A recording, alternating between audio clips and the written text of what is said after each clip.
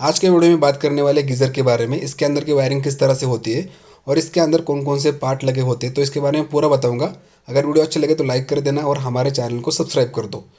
सबसे पहले लगा होता है ऑटो कट ऑफ, तो इस तरह से दिखता है और यहाँ पे हमें प्रोटेक्शन प्रोवाइड करता है।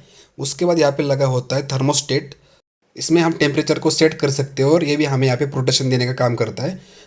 गीज़र के अंदर एक हीटर लगा होता है, वो 2000 वाट का भी हो सकता है या 3000 वाट का भी हो सकता है। आपने कितने किलोवाट का लिया रहेगा उसके ऊपर रहता है। उसके बाद यहाँ पे लगा होता है ग्रीन इंडिकेटर। इसका काम क्या है, जब हमारे कॉइल को हम सप्लाई देते हैं और यहाँ पे हमारा पानी गर्म होना स्टार्ट हो जाएगा तो यहाँ पे इंडिकेटर ऑन हो जाता है। इसके बाद यहाँ पे लगा होता है एक रेड इंडिकेटर। इसका काम हमारा गीज़र ऑन है ये हमें यहाँ पे शो करवाता है। इसके बाद गीज़र के अंदर की वायरिंग किस तरह से होती है तो इसके बारे में जानेंगे। तो इस तरह से 16 एम्पीयर की टॉप हमारे गीज़र में लगी होती है और इस टॉप को हम लगाते हैं 16 एम्पीयर के सॉकेट में और उसके बाद यहाँ पे हमारा गीज़र ऑन हो जाता है। इसके बाद जानते हैं वायरिंग के बारे में। तो यहाँ पे लगाए कट ऑफ, तो इसके इन में हमें फेस देना है, तो यहाँ पे फेस को लगा देते हैं।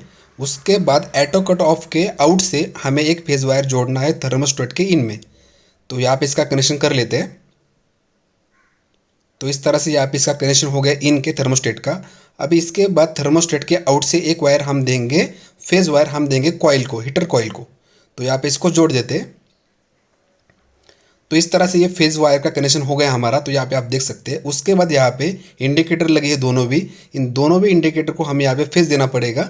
इसके बाद थर्मोस्टेट के आउट से एक फेज वायर हमें जोड़ना है ग्रीन इंडिकेटर को, तो यहाँ पे इसको लगा देते तो यहाँ पे ग्रीन इंडिकेटर को फेज मिल जाएगा।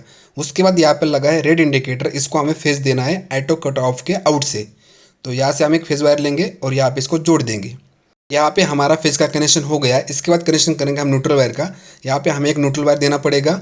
उसके बाद इस इंडिकेटर को भी हमें यहाँ पे न्यूट्रल वायर देना पड़ेगा और उसके बाद जो रेड वाला है उसको भी हमें यहाँ पे न्यूट्रल वायर जोड़ना पड़ेगा। तो इसके बाद क्या करते हैं, इस टॉप से हम एक न्यूट्रल वायर लेंगे और इस न्यूट्रल वायर को हम जोड़ेंगे सबसे पहले कॉइल में, तो यहाँ पे इसको जोड़ देंगे, तो यहाँ पे हमारे कॉइल को या हीटर को फेज न्यूट्रल मिल जाएगा। ओके, इसके बाद इस ग्रीन इंडिकेटर को हमें न्यूट्रल देना पड़ेगा, तो यहाँ से एक न्यूट्रल वायर जोड़ देते हैं, तो यहाँ पे हमारे इंडिकेटर को यहाँ से न्यूट्रल मिलेगा और नीचे से फेज मिलने के बाद यहाँ पे काम करेगा। उसके बाद यहाँ पे आते हैं तो यहाँ पे हमारा रेड इंडिकेटर की इसको भी यहाँ पे हमें न्यूट्रल देना पड़ेगा। इस तरह से इसके अंदर की वायरिंग होती है। अगर आपको इसमें कुछ भी समझ में नहीं आया रहेगा तो मुझे पूछ लेना, उसका आंसर मैं ज़रूर दूंगा। ओके, यहाँ पे बात करते हैं थर्मोस्टेट के बारे में। जो हमारा थर्मोस्टेट होता है वो टेम्परेचर को सेंस करता है या टेम्परेचर को महसूस करता है। तो यहाँ पे मान लो कि हमने टेम्परेचर को 55 पे सेट कर दिया और उसके बाद यहाँ पे हमने सप्लाई को चालू कर दिया, तो यहाँ से हमारी सप्लाई हीटर में जाएगा और उसके बाद पानी गर्म होना स्टार्ट हो जाएगा। जब हमारे पानी का टेम्परेचर 55 पे जाएगा तो यहाँ पे थर्मोस्टेट उसको सेंस कर लेगा और यहाँ से सप्लाई को कट कर देगा। तो इस तरह से हमारा थर्मोस्टेट काम करता है। यहाँ पे बात करते हैं थर्मोस्टेट के अंदर क्या लगा होता है। तो थर्मोस्टेट के अंदर दो अलग अलग धातुओं की दो पट्टी होती है, एक होती है आयरन की, एक होती है ब्रांच की। जो हमारा आयरन होता है वो ब्रांच की तुलना में कम स्प्रेड होता है। इन दोनों को मिला के एक बायोमेटल स्ट्रिप बनाते हैं और यह स्ट्रिप ब्रिज का कार्य करती है और इस स्ट्रिप को हीटिंग एलिमेंट के साथ जोड़ देते हैं।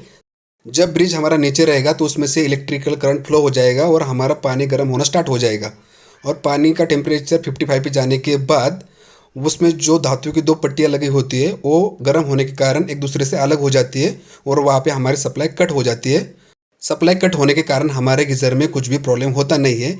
उसके बाद वो दोनों भी धातु की पट्टियाँ वापस से ठंडी होने के बाद आपस में आ जाती है और उसके बाद वापस से हमारा जो हीटर है वो चालू हो जाता है। तो इस तरह से हमारा जो थर्मोस्टेट यहाँ पे काम करता है।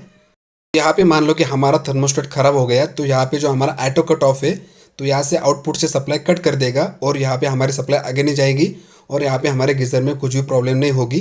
तो यहाँ पे जो ऑटो कट ऑफ है ये हमारे एमसीबी का काम करता है, तो आप इसके एक प्रकार की एमसीबी भी बोल सकते हो। इस तरह से हमारा ऑटो कट ऑफ काम करता है। उसके बाद बात करते हैं अर्थिंग के बारे में।